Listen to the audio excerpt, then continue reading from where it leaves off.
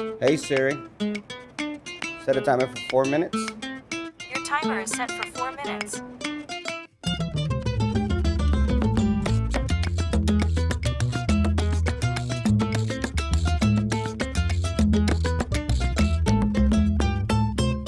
I'm from Cuba, so I was there 28 years. My childhood was very nice. We were poor, but we didn't know. We don't have to worry about much. But my grandmas, both of them, they always were cooking. That's the difference in, the culture we live in now, where most people don't need to cook. You can just go out to restaurants. We couldn't go to restaurants. You got to see how making food takes a lot of work. Back in Cuba, I made this pressure cooker cake. So I didn't have an oven back then. And then the neighbor tried it. And then she wanted for me to make it every week for her. So I made it, then she let somebody try it. And then somebody else said, oh, I want one of those too. And it was just, that's it. I didn't stop baking after that. And then my bakery business grew to the point that it just called the attention of the government. So I had to escape, I had to leave.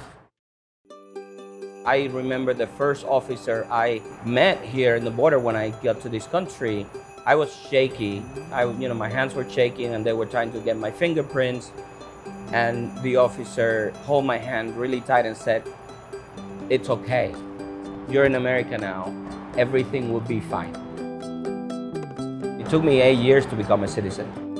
When I got my hand in the first kitchen job, the biggest issue was for people telling me, oh, you cannot do that. I said yeah, we can.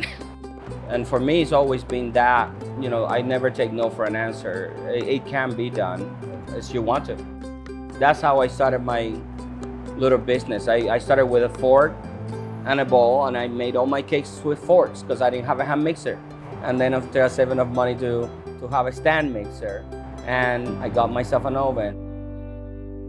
I always look back into my life because everybody said, oh, you're such a hard worker and you're so talented, right? Those are things that you are or you have. But then I also look at the things that happened in my life that had nothing to do with me, right? Like meeting the friend that gave me the financial help to be able to be here. That was luck. And in my mind, we can all do a little bit by giving somebody else a tiny little bit of luck, like doing something for somebody that you don't know. It might not make a difference, but it might make a big difference. As soon as I was able to, I donated my time to charities, organizations. I made food for Cowboys Against Cancer, to the Cystic Fibrosis Foundation, to the LGBT community. If everybody around me is doing okay, I'm doing okay.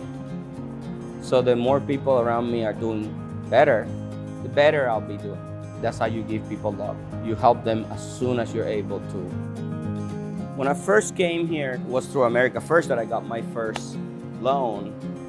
And it was scary to know that I had now, to pay $100 a month on a loan. But it was pretty fundamental for me to be able to have that. Like if I wouldn't have that loan, I wouldn't be able to go to work and take care of myself or cover my basic needs.